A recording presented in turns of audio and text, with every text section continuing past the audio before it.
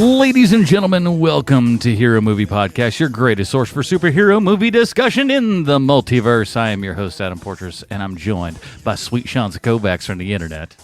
If you know someone of a certain age, TURTLE power is going to make them go crazy. You got that right. And of course, Bruce Leslie.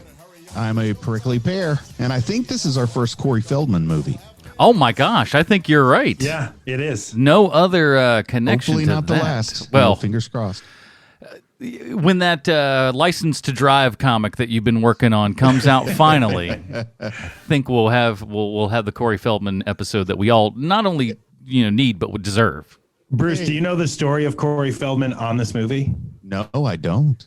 Paid $1,500 for his work on this show. I thought he would have paid more than that to get that chance. You.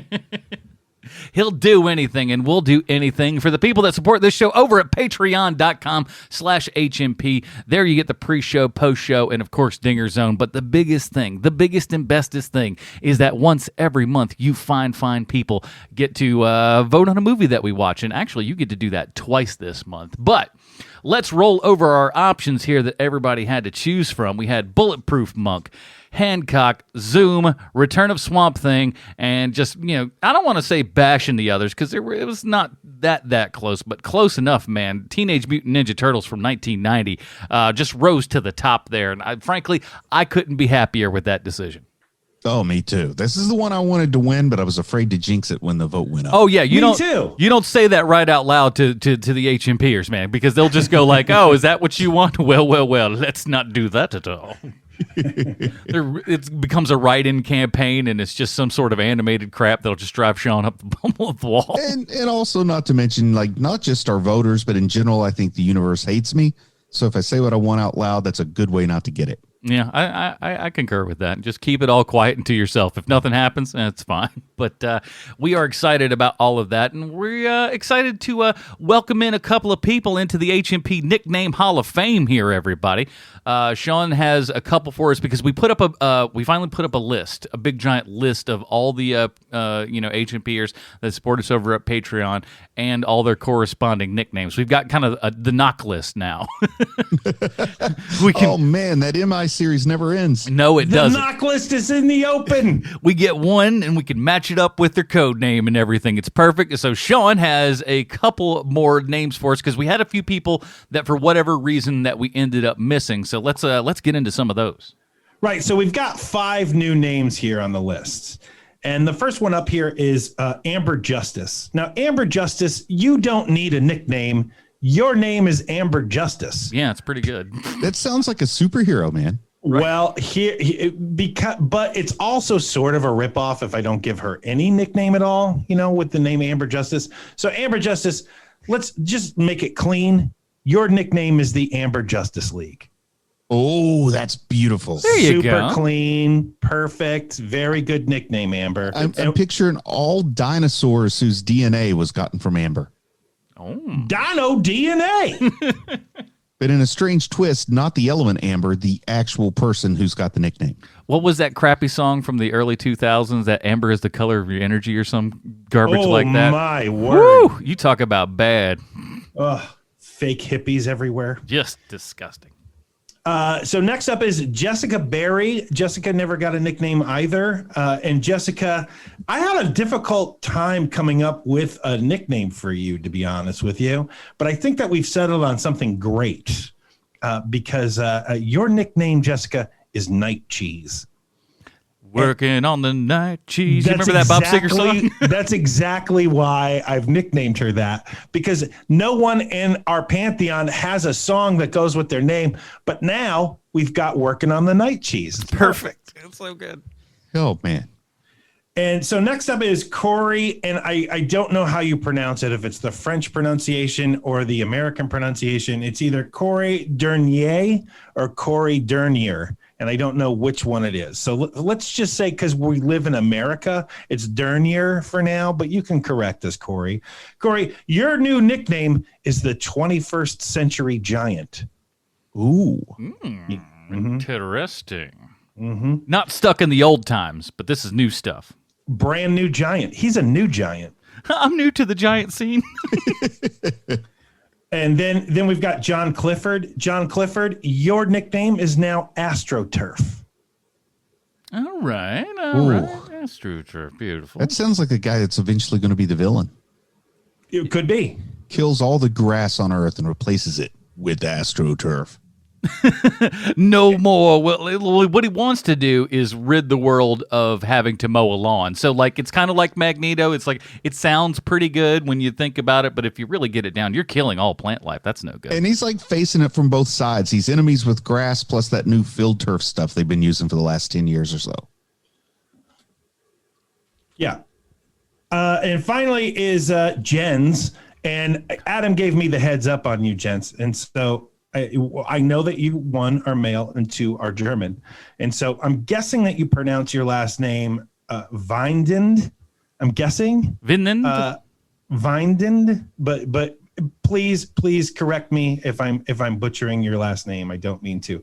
But Jens, your new nickname, your HMP nickname is the German Whisper. Ooh. Just subtly in your ear there. Hello, I am the German Whisper. Jens, the German Whisper. Yeah, Jens is coming in at the 5, whatever that little, it might be a pound. I don't know little crazy symbols. We're here in America. The Euro, probably. Yeah, it's probably probably a euro. It's probably worth more than the regular 5. the Deutschmark? I don't think they use Deutschmarks anymore. I think it's euros. I think it's just straight euro. But see, that's the best part about being American is we don't even really have to know. We don't know. We don't care. We just kind of go, well, thank you. We go, thank you. And we thank you to everyone who supports the show, patreon.com/HMP. If you are already a supporter and haven't got your nickname, throw it up on the, just kind of scroll through all the Patreon links there. You'll see a link to the spreadsheet. Fill in your stuff. Tell us that you need a name, and we'll fill in all the new nicknames as this show goes up. So thank you to all of those people. And the best part is you're going to be able to vote again at the end of this month because we got 5 weeks in this month, boys. So we're going to be chock-a-block busy over here at the old HMP. So let's get into it. As we've said, they chose Teenage Mutant Ninja Turtles from 1990. Here is the trailer. Our family grows. The city itself will be our playground to use as we please, rewarding ourselves and punishing our enemies. We've been looking for you, Miss O'Neill. There is a new enemy, freaks of nature. Together, we will punish these creatures. What the heck was that? Looked like sort of a big turtle in a trench coat.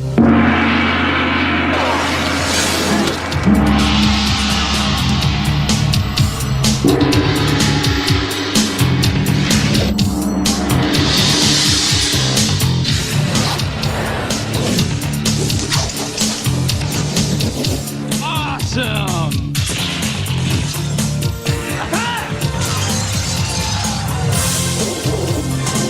Excellent!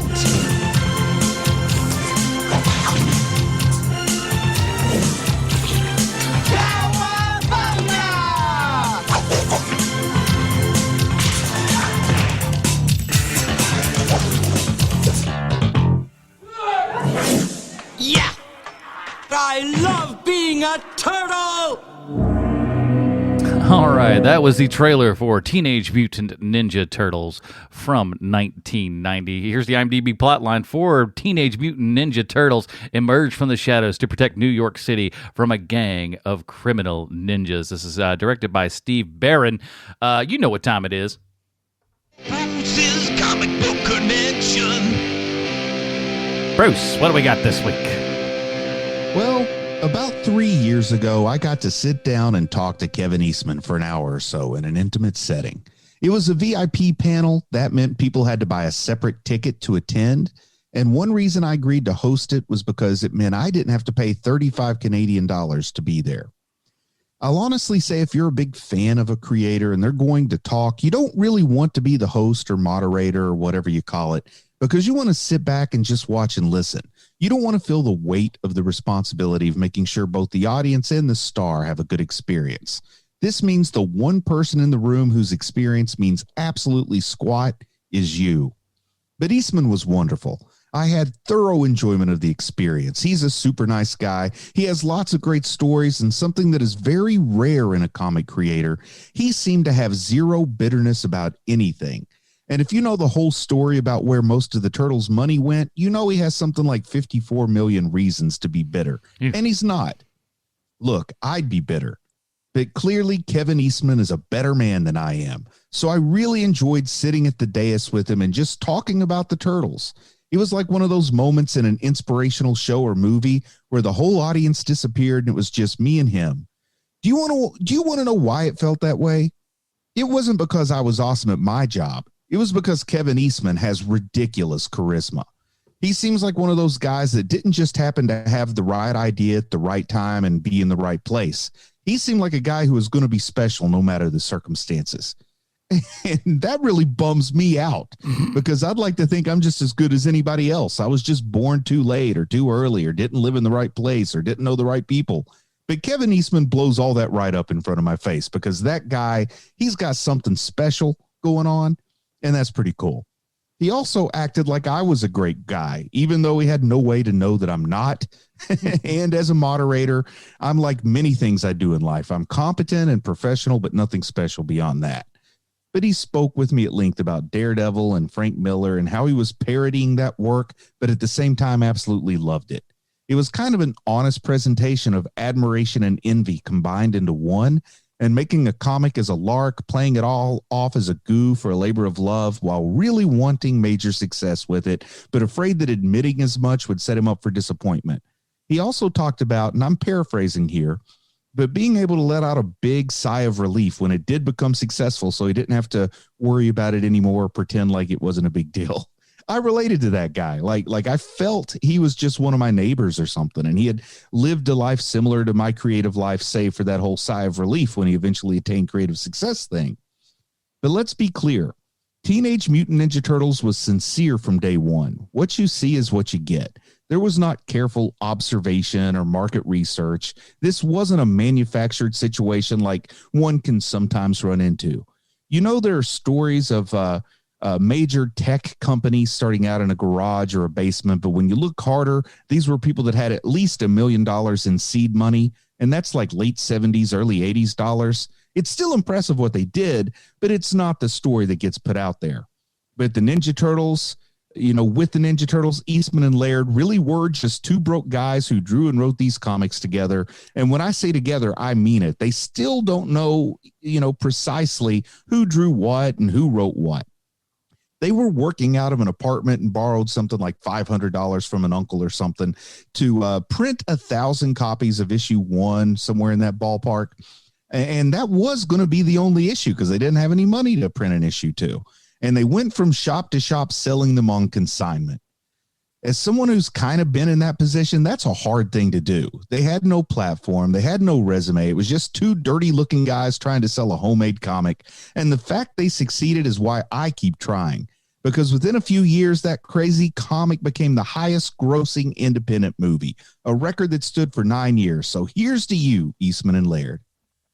Yeah, it's kind of a crazy heck of a run for these guys, and like from the time that things started to where they just blew up, and we get to I'm calling 1990. It's about peak Turtle in my opinion. Now, granted, it surprisingly has gone on to this day. There's still Ninja Turtle stuff out there. Kids are still discovering Ninja Turtles for the first time, and for them, it's still just as fresh and unique. It's like Viacom doesn't want to let a license they paid a lot of money for go out of. Why would you? Hey, if the kids will just shake their heads and go, "I like this," and we'll buy all the crap. Why on earth not? Well, it's also one of those weird properties where it works for every ethnicity and every sex. I can remember girls loving turtles as much as the boys did. I can remember it didn't matter if you're a black or white or Asian, like you liked the turtles at some point. And they also kind of have a real good sense, and this I'm going to put on Viacom, but they have a real good sense of how often to refresh it, because it's not like Pokemon where the original cartoon has just been running for 20 some years. I mean, They kind of knew, like, for every, I don't know, what do you think it is? About every 5 years, they get a new cartoon out there. Some new comics are always rolling around to capture whatever is going to relate a little bit more to the youngest folks out there. Yeah. Because that original cartoon is one that Gen Xers remember fondly, younger Gen Xers remember fondly. But it's not like one of those where my kids wanted to go back and watch the old cartoons like they might with some other stuff. They were watching whatever was on Nickelodeon at the time. Yeah. And there, I'm sorry, go ahead, Adam. no, I was going to say there was one episode because Ninja Turtles, the animated series, the first one, was very much like that. Oh boy, do I remember this better than it was. I rewatched one episode where the entire conceit of the episode, or maybe we talked about this episode, I forget, where Casey Jones is like stalking out a vending machine. And trying to find out who's stealing from the vending machine at night at the basketball court. It's really like you're watching, you going, why is he wasting time on this? There are people that are getting robbed and mugged and all kinds of stuff's going on. But I do love low stakes, like especially in this era where everything is the end of the world and blue light to the sky. Like having something where it's that low stakes is wonderful. Yeah. But yeah, this was 1990. I think. Yeah, let's get some context. I was like 8 years old when this thing came out. And I was all about the Ninja Turtles. The animated series had been on the air for a couple years at that point. We had tons of toys and stuff. And I remember specifically, this is the first time. So Conspiracy Adam has started way, way, way back when. Because I remember sitting at the on the playground at daycare talking about Ninja Turtles and what would make a really cool Ninja Turtle toy. And we're like, man, what if these things could talk? Wouldn't that be amazing? And I swear to you, like less than 3 months later, there was a Ninja Turtle toy that had like a little shell on the back, where a little speaker thing where you just put a zip tie through, pull it, and they said like 3 or 4 different things. So Ninja Turtles were my world, and I knew, and it felt like, you know, the world was trying to give me exactly what I wanted. And then this poster came out for this movie, where you see the 4 heads coming out of the sewer and everything, and it was just, it blew me away. You could not imagine someone being more excited for a movie than the Ninja Turtles in live action. And of course, my brother's like, a year and a half younger than me, so he's completely on board as well. Oh, that's so wonderful, Adam. How about your relationship with this movie, Sean? Well, so here is the thing, is that when you are a nerdy nerd growing up in New England, you have 2 things over nerds from every other part of the country. One is the Tick, because the Tick starts at New England Press, and then the other one is Teenage Mutant Ninja Turtles because it starts at Mirage Studios, which is a really, which is like, it sounds like it's this really great thing. It's 2 dudes in an apartment. Yeah. But we got Turtles earlier than the rest of the country, and we got the Tick earlier than the rest of the country. And so you guys are the only place that got first print issues. Yes. And I can remember, and I do have several of the first prints. I don't have the first one because, I mean, that's, there's like 1,000 of them. You'd be sitting back smoking very expensive Turtle Finance cigars or something. But I do have first run stuff from Teenage Mutant Ninja Turtles, because, as bizarre as this sounds, when you are a 16-year-old, I was younger than that when the comic came out. I was probably I want to say I was probably like 12 or 13 when the comic first came out, or when I was first aware of the comic, I should say. And so, you go to your comic book store and there it is. And it looks different than every other comic book there is. And there's a weird thing when you are somebody like the 3 of us are, where when you see something that looks like you yourself could make it, you are instantly drawn to it far more than you are something that's glossy and lovely. Yeah. And so when I first saw, it was issue number 7 of Teenage Mutant Ninja Turtles, and it's still Eastman and Laird, and it's still like this little tiny thing. And Cerebus has a tie-in with them, which like I kind of sort of knew who Cerebus was at the time. And it seemed like something that me and my friends could make. And so I grabbed it, I bought it, and it's one of those things where to this day I could tell you what every single panel looks like, how it looks like they did it, like all of those things. Because when you are like a nerdy creative kid and you see something that looks like you and your friends made, you like that far more than, issue 592 of Superman. I mean, it's just the way that my head worked. So to then smash cut to, because like, I didn't keep up with, and nor do I think you even could at the time, like the news of like, oh, there's going to be a Teenage Mutant Ninja Turtles cartoon. It just got bought by blah, blah, blah, or whatever. There was a commercial one day on TV, and it blew my mind that this little tiny thing from our little part of the world had its own cartoon. And then from there, everything explodes after that, because even though that cartoon now is dated and hokey and kind of weird looking, actually, it hit a nerve at the time. And it was one of those things where like every kid knew every turtle's name, to the point where last year I'm hanging out with a couple of people, and a lady finds out that I'm a nerdy nerd, and the first thing she asks me is, which Teenage Mutant Ninja Turtle are you? And that is ridiculous that someone who could not possibly be a nerd knows who her favorite Ninja Turtle is, but they do. She does. She has her favorite. And so just there's nothing like it now, where they are literally everywhere. Like at one point it felt like that was Star Wars, where Star Wars was everywhere. That is cute compared to all of the Teenage Mutant Ninja Turtle stuff at the time. It was everything. It was everywhere.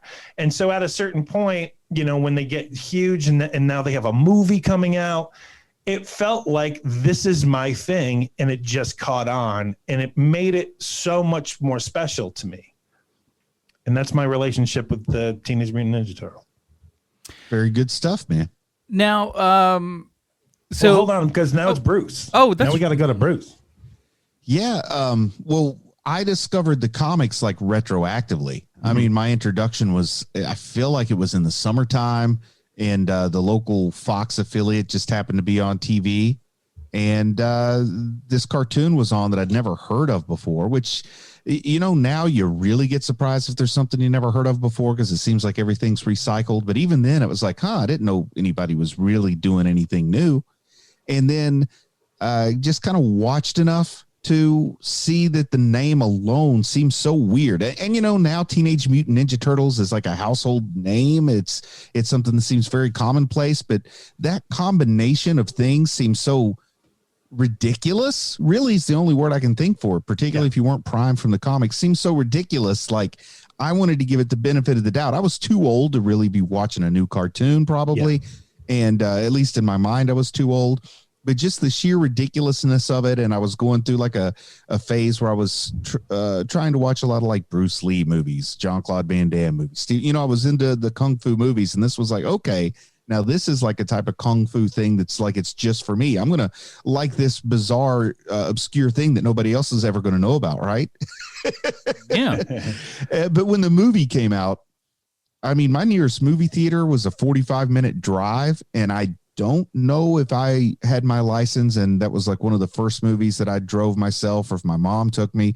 But I know a couple of my friends who also liked the Turtles and Kung Fu movies together saw it, and we were pleased thoroughly. We were not dissatisfied in any way when we saw this movie in the theater. And, we revisited it in conversations for a very long time. And you guys tell me, because I'm a little on the younger side, but I feel like the Teenage Mutant Ninja Turtles took an already beloved food of pizza and really drove it to the next level. I don't know that pizza is nearly as popular today as it is without these. Maybe it would be, but I think the Ninja Turtles pushed the level of pizza enjoyment in America specifically just through the roof. I could be wrong, but that's the vibe I always got. They did something else that I would have thought was impossible at the time. They took cowabunga away from Bart Simpson. Like he had to just quit using it. Yeah, it's true. To answer your pizza question, Adam, that's more the cartoon than the comic book. Like they ate pizza in the comic book for sure, but it was more of like this is the only thing we can really get. Yeah. In the cartoon, they just amped it up to 11, as well as the personalities of the turtles. That's all from the cartoon, not the comic book. I think that it probably didn't hurt that the most popular thing in the world were turtles and they love pizza. That's probably not gonna hurt anything. But I don't remember pizza having a hard time selling. No.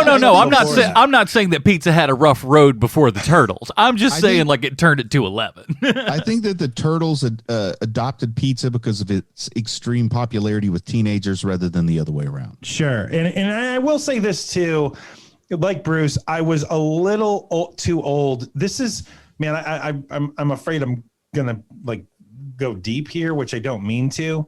The Turtles is the last piece of my Arrested Development because I'm somebody who it took me a long time to become an adult and to become a teenager and all of that stuff. It took me a long time, and part of that reason is probably the Turtles, to be quite honest with you, because even though I was no longer, just like hip deep in Star Wars and stuff like that. And, we've talked about it before. You had to hide to be a nerd when we were younger. And so to love the Turtles, to go to a Turtles movie was something that you were getting, it was risky for me, like I grew up in a town with 3 different movie theaters, so it wasn't that big a problem, but they were all sold out. Every single theater was sold out for the first month of the Turtles. Everybody went all the time to go see this movie. And because it was an independent movie, it wasn't playing everywhere all the time. Like you can see the Avengers whenever. You don't need like advanced tickets or anything like that. You needed them for the Turtles movies. And so the Turtles is really the last thing where I had to pretend that it wasn't a big deal for me, but it was huge. It was a massive, massive deal. I didn't watch the cartoon every day because at that point I had a job and, like all that other stuff and extracurricular activities. But I did love the Turtles. And I especially loved that not only were they getting a movie, but they were getting a movie that looked like it was for a teenager, not a child. And, now it looks quaint and cute, but at the time, it has a bit of Batman 89 envy, and there's a bit of that, and, it's dark and there's all of that stuff. So it's more for like someone around my age at that time than it is for a small child. And that contributed to, I'm right about this. This is for me, like that kind of thing. Yeah. This movie was like The Dark Knight for me, in that it was, we just seen the cartoon so much. I didn't have any real relationship with the comics. I knew what they looked like on account of like Wizard magazine and stuff, where you could, see pictures every now and then, but never really, read any of those things. But man, when this thing came on and it's so dark for a kids movie in 1990. And the fact that even the Turtles, like when Raphael goes, damn, you're like, as an 8-year-old, it's like, whoa, boy, we are into some dark territory here. And everything is grimy and gritty and stuff. It is as a little kid, it felt so dangerous. Yes. And two of the things that make this feel more adult than it actually is one, the way it's lit, because it's lit like Batman. It's not lit like it's a comedy. And a lot of comic book movies at the time were still lit really bright. Like Marvel kind of flipped that on its head, but previous to Marvel, if you wanted to be serious about your comic book movie, you had to have it darkly lit. And this is definitely one of those movies. The other part to it is that you have the production design in this movie. It's kind of its own thing. It's not trying to be as Batman as I remember it trying to be. it's kind of its own New York, for lack of a better term for it, because it's shot in Wilmington, North Carolina. I think some of it was shot in Canada, probably. Yeah, a little bit for a couple of scenery things for New York. Exterior in New York. There's no way around that. But most of it in Wilmington, yeah. Yeah, and so it looks nothing like the Gothic design of a Batman set, Tim Burton Batman set, and so it has a seriousness to it, even if the turtles themselves are being goofy, which I think adds to being a child being taken seriously, where, oh, they're not just making it the dumbest thing in the world, because they start doing that later with the second and third movies. But for this first movie, it's something special, and it's a fastball for kids.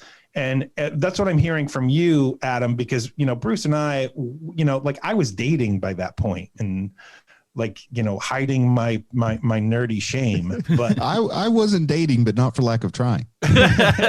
So when this comes out, it just feels like it's more of the same ethos of a Batman 89, where oh, good, they're starting to take this more serious. And the reason why I keep referring back to Batman 89 is that we were starved. We had nothing. For years and years, we had nothing. And it's because because everything got killed by Superman 3 and Superman 4. So they're like, we're not making superhero movies anymore. And then they finally come out with the new Batman, and then bang, right on the heels of that is this. And then for 10 years, we get nothing but garbage. But those two movies are pretty special in my head, even though I have now recently rewatched Teenage Mutant Ninja Turtles and know that it is not a super special movie. One thing I really enjoy about the movie, though, and I didn't appreciate it when this movie came out, because like I said, I became aware of the comics retroactively. Now I've got a nice hardcover of all the original Eastman and Laird stories, so I've read them all. But when this movie was made, Eastman and Laird did not have any rights to anything that was introduced solely for the cartoon. Mm-hmm. So this has this interesting balance where it's shockingly true to the comics for something that still comes across as mostly lighthearted. This is heavily influenced by the comics, some lines direct from the comics, and then what they can do to give it the tone and the flavor of the show without directly using anything from the show also shines through. Mm-hmm. Fortunately, they did get the rights to use the mask colors that were used in the show, because that would have been tough instead of having everybody in red like the original comics. But it's a really interesting balance watching it now and seeing, okay, so they've sort of balanced both the show and the comic to make this movie. And I think that worked really well at the time. And it also helps it didn't have any kind of competition. And it really feels like an independent movie that is trying as hard as it can to feel like a studio production. And I think that it achieves that. I mean, it does feel like a movie of the time.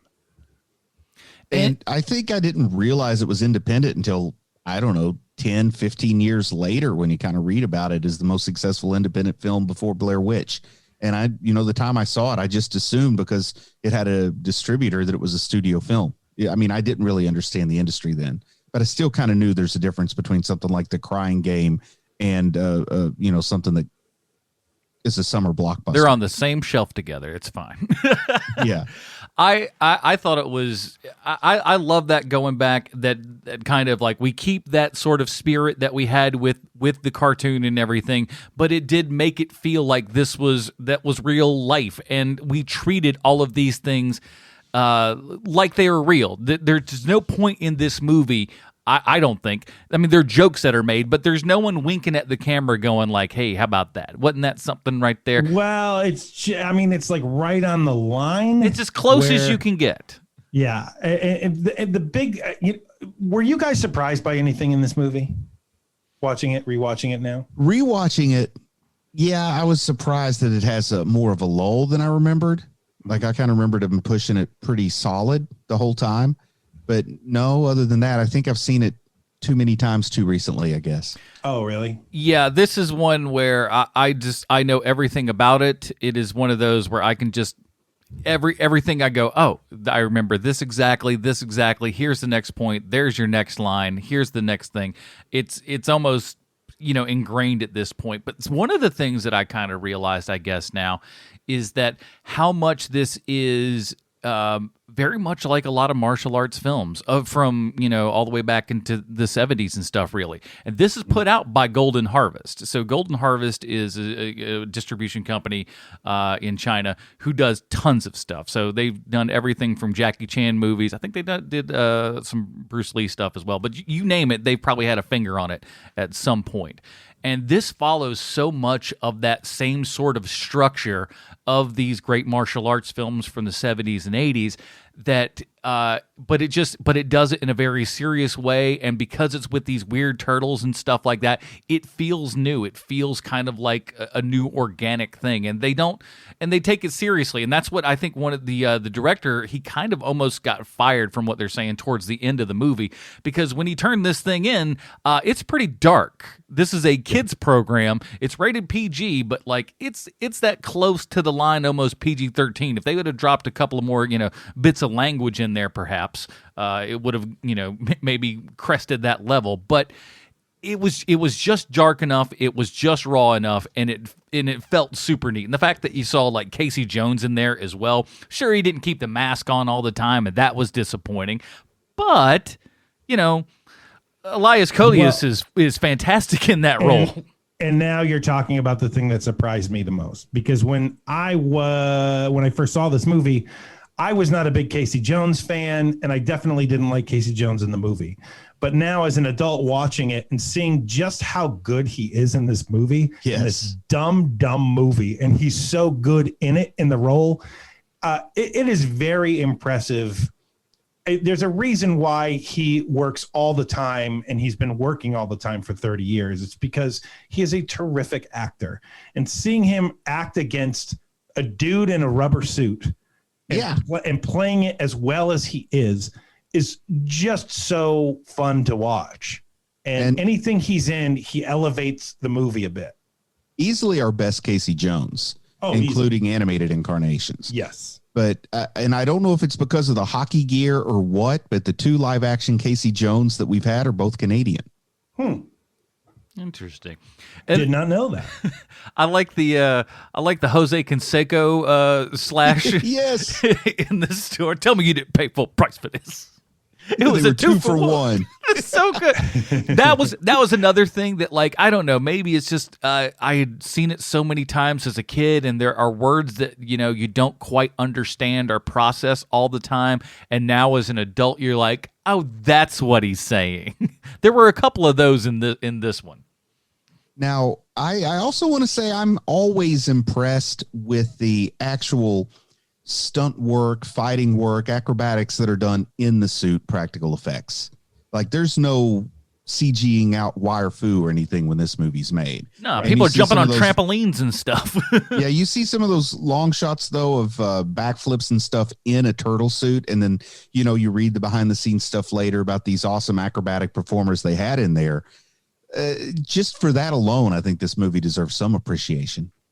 Yeah, and, Kevin Clash is doing Splinter, and there's a lot of people who are doing very good work for something that they're not making a whole lot of money on, and they have I guess they probably have an idea that this thing is going to be big, which brings me to a question, which is, why is this an independent movie? Why is this not like a tent pole? Why didn't anyone see that this was going to be a gigantic success? I don't understand that. I can only speculate. Do you want to say anything, Adam? Because I don't have any inside info, and I don't want it to be presented as that. Do you know anything, Adam, before I speculate? Well, I mean, I do know that they had been trying to make this movie even before the actual cartoon and everything came out, to where, like, they were going to practically put guys in like a little bandana over their eyes and wear a shell. And when I say people, I mean people like Sam Kinison as one of the Ninja Turtles. Oh, no. Boy. Yeah, there's some of the really, and I forget some of the other names that were involved with that, but when you hear it, you're like, oh, please, heavens no, that is the worst idea ever. And I think really the toughest part is the sell of these turtles, and will this stuff work? And I'm sure we'll get to it a little bit more because I'll hand over to Bruce, but I think had they seen what Jim Henson's company could do with these outfits, with the faces and everything, I think that there would have been more money involved, perhaps. I don't know. That's a guess. So, what I think had probably happened here, first off, the cartoon was in syndication. So the cartoon wasn't really owned by an entity that had a movie studio arm at the time. And then also the idea of licensing it out, then you start to get issues with the individual licensees of the syndication. And then you get into those issues once you license it to a movie studio, like you were talking about, Adam, you lose a lot of control. And then there's also this part where you have a meeting and they say, okay, here's what we'll do. We'll make this movie on a $10 million budget. And you're like, what? I can come up with $10 million. That's all it costs to make a movie. And then you go and make the movie you want for $12 million. And magically you turn a 10 times profit on it instead of the studio. Well, that's the big thing. If you can end up doing this sort of stuff yourself, trust me, the boys and girls who put their dollars behind this one ended up a lot better than they would have had they, been funded by an actual studio. And most comic book writers don't have the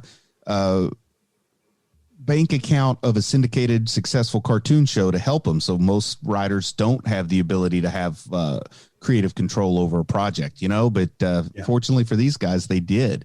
And they managed to keep the comic indie for a very, very long time. So they had some control. And, I think that's part of the issue why they didn't have rights to anything that was on the syndicated cartoon show. And maybe movie studios were going to include in their budget whatever it took to purchase the cartoon rights, and they thought they could do it cheaper, better, and follow their vision and find financial success, and it looks like they did. Just a little bit. They did all right. That's all speculation. It's not like that's anything I was told, or I want to make that clear. The Ninja Turtle police are going to come down and bust Bruce for all of his false. I just spent 10 minutes talking about how I spent time with Kevin Eastman and talked about all kinds of stuff. We never talked about this. That's true. You didn't get into his financial particulars? That's not what I do. Not gauche. All right, that's fair. But I like this movie a whole bunch. To me, when you went to the Foot Clan lair there and everything, it is just like that, Pinocchio's island of whatever. Perfect analogy. Yeah. Because all of these kids, like you see a kid smoking a cigar. Could you imagine a movie where a kid gets away with smoking a cigar in a PG film today? It doesn't happen. I think it's awesome. And just the great Sam Rockwell showing up, like a 15-year-old Sam Rockwell. Couldn't believe it, man. And he is so good. He's so good in this tiny little role. He doesn't have a lot to do. But one of the things that always stuck out to me in this movie is like he's giving these kids the dime tour of the entire place. And the kid goes, "You got any cigarettes?" And he goes, "You got regular or menthol?" And I'm like, what? They're giving, and a carton, no less. What kid's asking for a carton of menthols? I don't know. Then again, I'm not really a smoker, so I don't know. But you give the kid a carton. It's just like, well, boy, you're here. You might as well pony on up. I know my mom smoked menthol, so I thought that's like what old ladies smoked. So that was always weird to me when he offered menthols. You kids like Cools?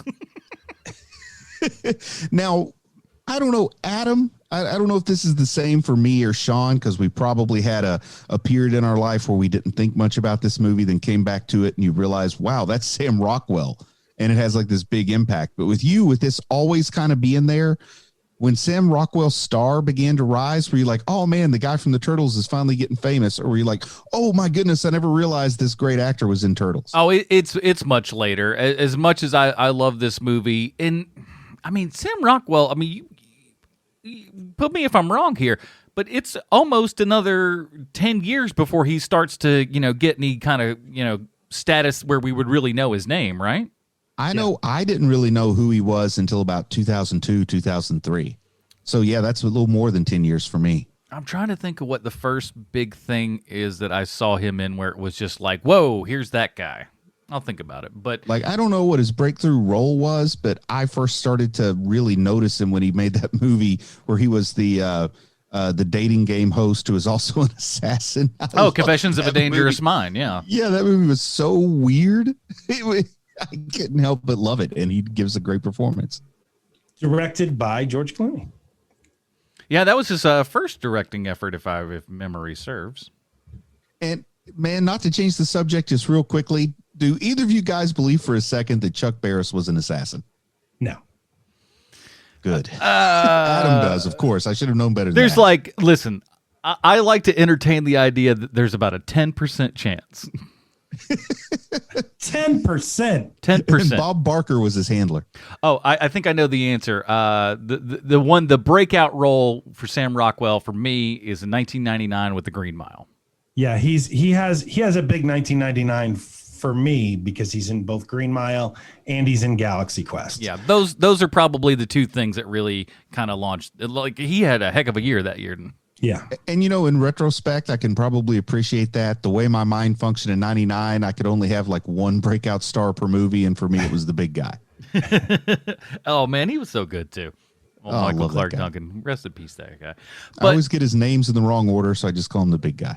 I love the flashbacks. I love how we're told the turtle story in two different flashbacks.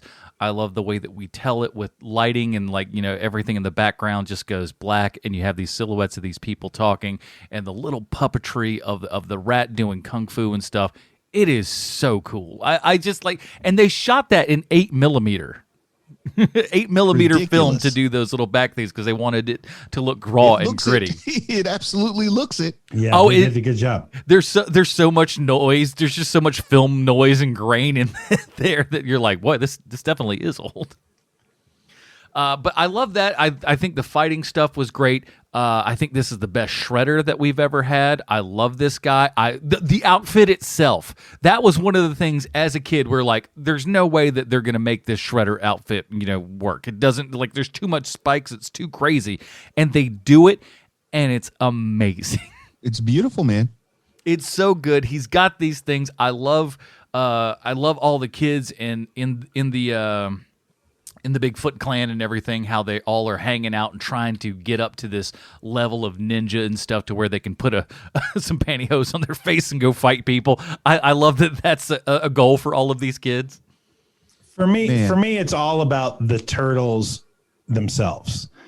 When the terrible Michael Bay movies came out a couple of years ago and I hated them. The reason why I hated them the most is that the character design of those turtles is ugly and they're awful and it's an eyesore to look at. Whereas when you look at what's happening in 1990 and the Jim Henson designed turtles, these turtles are so cute. They're just so cute to look at and they're doing dumb stuff. I found myself rolling my eyes a lot watching this because I hadn't seen this movie in 30 years.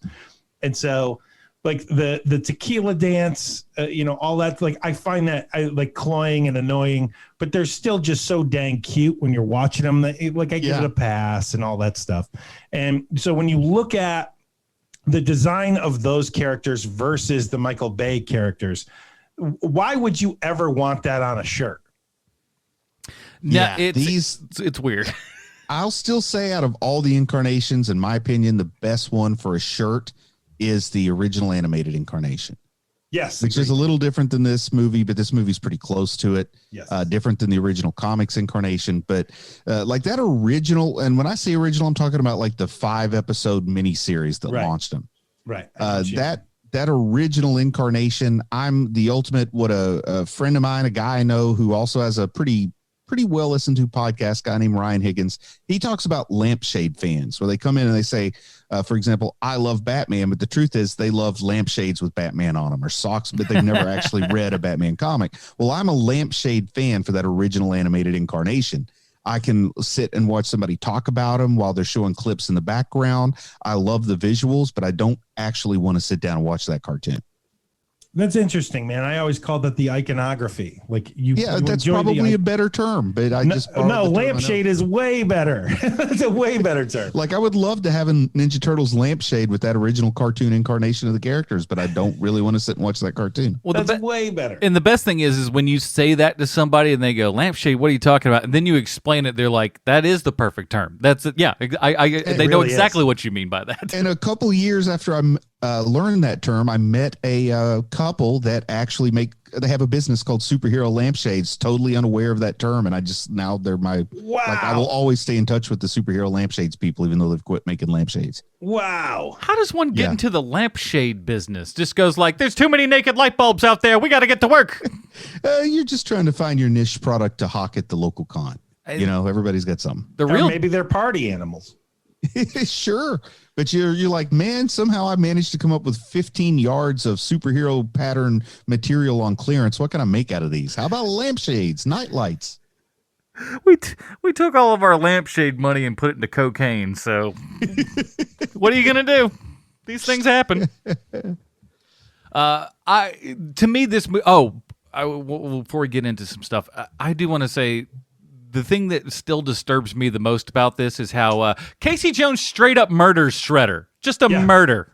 Yeah, with a joke. Well, also, it wasn't Casey. Well, I don't know. Do we want to spoiler issue 1 of the comics? But they straight up murder Shredder. I mean, the original comic story is Splinter is manipulating the Turtles to get revenge against Shredder. That's the whole point. I mean, it's very Frank Miller. The art looks very Frank Miller. The plot's very Frank Miller. So that's why it was cool that he straight up dies in the first movie. That's part of mirroring that comic book more than the cartoon. That said, though, I do enjoy Secret of the Ooze when we go giant super shredder on everything. Boy, does that I don't know, that to me that just kind of paid off because it was just so insane. Who was in the suit as Super Shredder? Do you remember? And I know we're not talking about that movie, so I don't mean to put anybody on the spot. It was Carl Reiner, I think. Oh, okay. I thought it was Carl Rob Reiner. I thought it was Rob Reiner. That explains everything.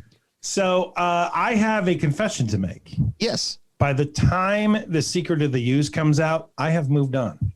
So I never watched any of the other Turtles movies.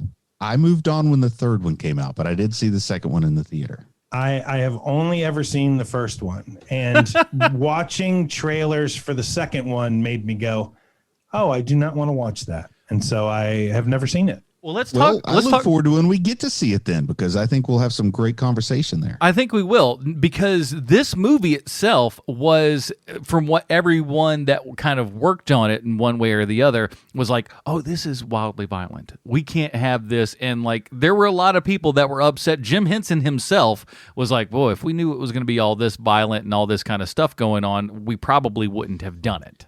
Not that violent, though. When you look back at it, not that violent. But for 1989, for something that was mostly, that movie was for like a 6 to 12-year-old. That was really the range that they were kind of shooting for. It's a PG movie on purpose. It's a little over the top. Now, an 8-year-old Adam loved the crap out of it, but it's because it was like something that you kind of felt like you weren't supposed to be watching. It was hardcore Turtles. Yeah, but we were also coming out of the decade where the biggest movies were things like Rambo, even though they weren't necessarily PG, but still compared to the decade we were coming out on for an action movie, this wasn't too bad. But yeah, one fatality in the whole thing, right? Yeah, we do see his head crushed. There's no blood, but it's crushed well enough. His helmet crushed. Well, that's what the people would make their argument to the MPAA. That's true. But I love the fact that it is kind of cradled in that reality and everything. It is a little bit more violent because when they get to that second movie, because this movie was so dark and quote unquote violent, that they don't even use their weapons. And that opens up the nunchuck hypocrisy. This is a philosophy that's bothered me since I was a kid. A hypocrisy? No, the nunchuck hypocrisy. I was trying to give it a good name. Yeah, I currently hypocrisy. There you go. I currently live in a city where I don't need any special license to walk around with a handgun concealed on my body. However, simply owning nunchucks in my house could get me a ticket. It's kind of ridiculous. And in movies, you can have all the guys with guns you want, laser guns, regular guns. You can have all kinds of weapons. But as soon as the nunchucks break out, particularly the British got real upset about that. And that's what I call the nunchuck hypocrisy. Like guns, no problem. Nunchucks, well, that's just going to cause the youth to kill each other. It'll probably, maybe just conk themselves out just enough, really. Because if you've ever seen one of your friends try to do some nunchucks, it is usually ending up with one smack dab in the forehead. Not one of my friends. I was the friend, believe me. How many pairs of homemade nunchucks did I have as a kid? Like breaking out in cold sweat at night. The police would find out and I go to juvie. Oh, man. This boy's got chucks on him. Get him. I had a totally legally purchased butterfly knife, but I was worried about my homemade nunchucks. Chuck cops. Well, let's get down to one of the most important aspects of this show before we do our rating. We need to find out how this movie relates back 1-to-1 with Sylvester Stallone. Why, thank you, Adam. I have a prepared statement here. David Foreman got zipped up in the Leonardo suit for Teenage Mutant Ninja Turtles, which makes sense, seeing as how he's been a stuntman forever. He did stunts for Spies Like Us and Superman 4, The Quest for Peace, and he's still working today on the TV show Pennyworth and Men in Black International. David Foreman is British, and he was on the 1980 tumbling squad for the World Games. From there, he met Rick Baker, who hired him to play an ape in the 1984 movie Greystoke. And from there, David Foreman would go on to build a career that spans almost 40 years. And he's a major go-to guy for the Pierce Brosnan James Bond movies, having worked on 4 of them. But David would move on to Star Wars and Harry Potter movies and Game of Thrones. But in 1986, he's stuntman on the movie Daylight, starring Sylvester Stallone. Daylight is a movie that weirdly a certain segment of society loves. And I say weirdly because when I saw the movie, I thought it was ridiculous. Like when Stallone explains the reason why he drives a cab is because he was fired from his last job for caring too much. That's a pretty regular trope in movies in the 90s, and I think we can all agree that's a good thing that trope has been since retired. But thankfully, David Foreman was hired as a stunt guy on this movie because we have a Stallone connection this week. If you've ever spent any time around stunt people, you may notice how positive and nice they are as a group. They cheer each other on and have a respect for one another, that if you're in the wrong mood when spending time with them, it makes it feel like they might be in a cult. Every funny line said is the funniest thing that's ever been said. Every idea brilliant. Every compliment wonderful. But when you're in the right mood, you're hanging out with a guy who looks remarkably like Henry Cavill or Scarlett Johansson. But this can bring a much bigger problem, and a problem I lovingly refer to as the stunt girl problem. Now, this is what I call it because this is my experience, but it can also be called the stunt boy problem or the non-binary human problem. You decide. You decide. There are many reasons to socialize and date someone who works on a stunt crew. They're in top physical condition. They're fun. They're employed. They have their own sense of self. But there is a dark side. They behave like actors, and actors are the worst. They need way more attention than a normal person would. There's also a bit of an inferiority complex because it's their body that's on screen, not their face, which requires a constant stream of compliments like, no, I think you're just as attractive as Guy Pearce, or you could be just as famous as Morena Baccarin, but she just got more breaks than you. And this sounds like something you might be able to put up with, but remember, they're in better shape than you. They don't require as much sleep as you. They eat better than you do. They challenge each other to do 50 sit-ups to see who can do it fastest. It's a hell of your own making, and I'm only trying to help you. So what I'm telling you here is that you can date David Foreman if you'd like, but it's probably a better idea that you don't. Just find someone who still loves you even though you're awful. And if you're remarkably lucky, the snakes in their head get along with the snakes in your head. And there you have it, HMPers and Dingalingers. This week's Stallone connection is stuntman David Foreman. Adam and Bruce, this is the 344th episode of this bit, and still no word from Sylvester Stallone. My goodness. Well, here at Hero Movie Podcast, we have our own Robin rating system. No grades or anything else like that. Check it out over at reddit.com/r/Hero Movie Podcast. It's right up there at the top of the page. And why don't you subscribe to that bad boy while you at it? We really appreciate it. Bruce, where does Teenage Mutant Ninja Turtles from 1990 fall on the Robin rating system for you? Well, before I give it the rating, I just want to mention that there's some people shouting, I can't believe they didn't even mention Cousin Oliver was in this movie. So there you go. Cousin Oliver was in this movie, in case you're like me and you love to mention Cousin Oliver whenever you can. What was he playing? I think he was the voice of Michelangelo. I don't know that that's him. I could be wrong. I will wager any amount that Cousin Oliver was one of the Turtles' voices. All right. Whether it was Michelangelo or not, maybe I don't know that 100%, but I know he was the voice of a turtle, and I think it was Michelangelo. So there you go, Cousin Oliver fans. This movie's always going to be a Tim Drake for me. I went in knowing what it would be ranked before I watched it. I watched it, and there were no surprises. This is a movie that makes me happy, man. And there, you don't mess with happy. There's better movies, there's worse movies, but happy is happy. So Tim Drake. You are correct. Robbie Rist, Michelangelo, and he played Michelangelo through I think all three of the Turtle films, the original live action one. So one of the few people to do that. Your fabled Corey Feldman wouldn't take $1,500 to do the sequel. Yeah, I mean, there's a difference in making an unknown. He should have asked for points. That would have fixed it all. It might have. It'd just be like, look, just give me one on the back end for this Ninja Turtles. Man, he could have raked in on that bad boy. My guess is that Robbie Rist had better representation than Corey Feldman and had a much better deal. You try to tell me that picture deal? You try to tell me that Cousin Oliver's better than me? I don't buy it for a second. You got to remember this predates the biggest hits of Corey Feldman's career, I think. No, what are you getting, like Lost Boys? I think Dream a Little Dream, and License to Drive, I thought came out after this, but my mind is so messed up. Bad News Bears, Lost Boys. I mean, he's in... Lost Boys is a big deal, but I think he made more money from the more direct-to-video type stuff like License to Drive and Dream a Little Dream. Friday the 13th, Part 4. Oh, yeah. Tommy. Sean? Yes, this is a Tim Drake for me as well. I will warn you, if somehow you sidestepped Teenage Mutant Ninja Turtles just through your age or through circumstance, and you don't have a particular love for this movie in the first place, you are not going to like this movie. This is a terrible movie. But because of our affinity for the Turtles in the first place, I can't give it any lower than a Tim Drake. I just can't do it.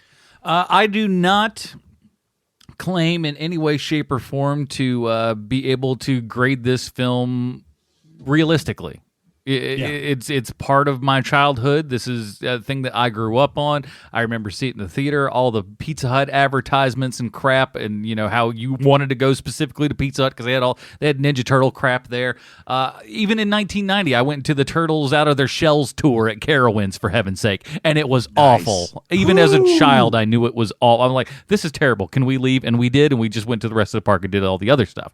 But we were in it. So I can't look at this movie with a super objective eye as much as I tried to this time. And there are certainly things that you can point at, nits with which that you can pick. But overall, I just have a joy for this movie that I can't really explain. And I think that for what it does and how it works, it holds up well enough. And I really think so much of that comes down to the fact of the direction, but really it's the puppet work for Jim Henson Studios, doing those faces and making you watch this movie and forget that you're watching about guys in big giant foam latex outfits and stuff, and you buy them as characters because they're so darn emotive, and it feels like they're treating it real. They're treating it like it's a real thing and not some stupid children's flick, and it works for that reason. So for me, it's a Dick Grayson all day long. I can't help it. And we can't help but doing another one of these here shows next week because, boys and girls, there's some new stuff on the horizon. Oh, my gosh, new things. Who knew? Who knew there could still be new stuff on the horizon?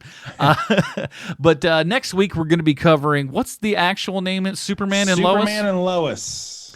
Does it have a subtitle with that as well? The Wacky New Adventures of Such and Balls? Superman and Lois, the 2-hour premiere. So we'll be checking that out and see if that's worth taking a gander at next week.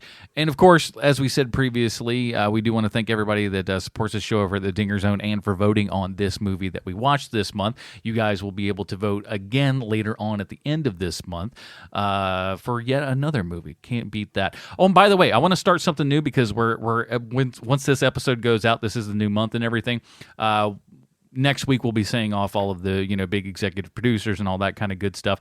And I want to start something a little bit new. I don't know how this is going to work. But it works. It works for another show, so it might not work for us. Steal from the best, I always say. But if you want to join in on Patreon, and you have a friend that listens to this show, and I know that you do. I know you got a friend that listens to this show, and they're not a supporter over at Patreon, and you are, you can call them out as a slacker. That's what I want to do, and we're going to do it by doing this. You're a slacker. Just have that in there. So call your friends out as a slacker, and then if that person comes and actually donates on the Patreon page, we reverse that slacker, and you're back into the good graces of the HMP. That's what I say. And you get yourself a nickname, extra stuff. You can't beat it. So patreon.com/HMP. Bruce, until next week, where can we find more of your work on the internet? Oh man, I'm still going really, really steady on YouTube. And Sean, I don't know, have you ever had nights where you can't fall asleep because your mind is just so busy debating like which wizard is better, Merlin or Gandalf? Does this happen to you like it does to most people? Yes, all the time, because I love wizards and magic. It's my favorite thing to talk about. Please Well, I've got continue. great news. I can settle all those debates for you. My latest video is a definitive list of the top 10 wizards in order. So go ahead, go over to youtube.com/C/Bruce Leslie. Check out that latest YouTube video about the top 10 wizards, and stick around till later in the week when I'm going to be dropping a special Jack Kirby Fourth World episode. So yeah, YouTube guys, check it out. I'm really enjoying the support you guys are giving me so far. It's a slow build, but I want to keep growing. Bruce, please tell me there's at least a hidden advertisement for one of your books in that. No comment. Don't want to spoil anything. I asked that question specifically because I've seen the video. And for those of you who have always wondered what Bruce looks like in a wizard's outfit, your prayers have been answered. So so far it's something different every week. So there's another surprise for the one coming out at the end of this week, but I don't want to spoil it. that's all I'll say. Sean? Yeah, you can find us at one of our myriad of other podcasts. We've got all of the 30 Questions podcasts. Just go into your podcatcher, type in 30 Questions. Bam, there's most of our stuff. What we're working on currently is WandaVision 30 Questions. And we have a lot to talk about WandaVision, so check that out. So much WandaVision talk, and the best part is we're going to continue on after that with Falcon and the Winter Soldier. So I always almost want to say Falcon and the Snowman because of the thing, but we'll be covering that stuff as well. So do subscribe to all of those fun things. That is it, everybody. Join us next week when we're talking about the premiere of Superman and Lois. For Sweet Sean Zakovac from the internet, Bruce Leslie, I'm Adam Porteris. Stay super, everybody. Bye, Marty and Evie, the Falcon and the Snowman and the Winter Soldier. Man. Yay, Frosty. The half shell, they're the heroes for. In this day and age, who could ask for more? The crime wave is high, with muggings mysterious. All police and detectives are furious, cause they can't find the source of this lethally evil force. This is serious, so give me a quarter. I was a witness, get me a reporter. Call April O'Neil in on this case, and you better hurry up, there's no time to waste. We need help right quick on the double. Have pity on the city, man, it's in trouble. We need heroes like the Lone Ranger when Tonto came pronto, when there was danger. They didn't say we'd be there in half an hour, cause they displayed triple power.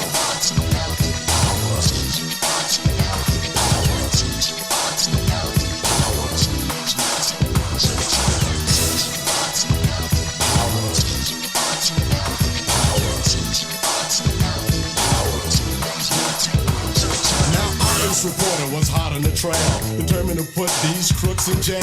She spied the bad guys and saw what happened, but before she knew it, she fell in a trap and got caught. Yeah, she was all alone, with no friends and no phone. Now this was beyond her worst dreams, cause she was cornered by some wayward teens.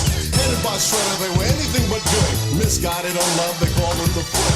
They could terrorize and be angry youth, and they'd mug the people who needed proof. Then from out of the dark came an awesome sight. Shouting cowabunga as they hit the ground. From the field of weeds, the heroes rescued the flower, cause they possessed turtle power.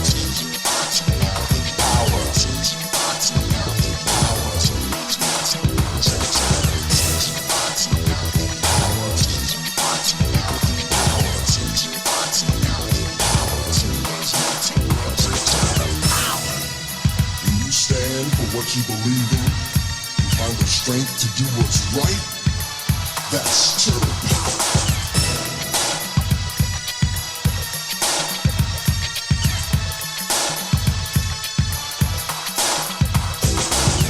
ninjas on a half shell. They're on a mission. When there's a battle, got the enemy wishing that they stayed at home. Instead of fighting these ninja masters with moves like lightning, they were once normal, but now they're mutants. Splinter's the teacher, so they are the students. Leonardo, Michelangelo, and Donatello make up the team with one other fellow, Raphael. He's the leader of the group, transformed from the norm by the nuclear goop. Pizza's the food that's sure to please. These ninjas are into pepperoni and cheese. Back to the story, it's not hard to find. Ninjas not just of the body, but of the mind. Those were the words that the master instructed, but a letter from Shredder had Splinter abducted. That was the last straw, spring into action. Step on the foot, now they're gonna lose traction. Now this is for real, so you fight for justice. Your shell is hard, so you shout, they can't dust us off like some old coffee table. Since you've been born, you've been willing and able to defeat the snake, protect the weak, fight for rights and your freedom to speak. Now the villain is chilling, so you make a stand. Back to the wall, put your sword in your hand. Remember the words of your teacher, your master. Evil moves fast, but good moves faster than light. Shining for your illumination. Good versus evil equals confrontation. So when you're in trouble, don't give in and go sour. Try to rely on your trigger power.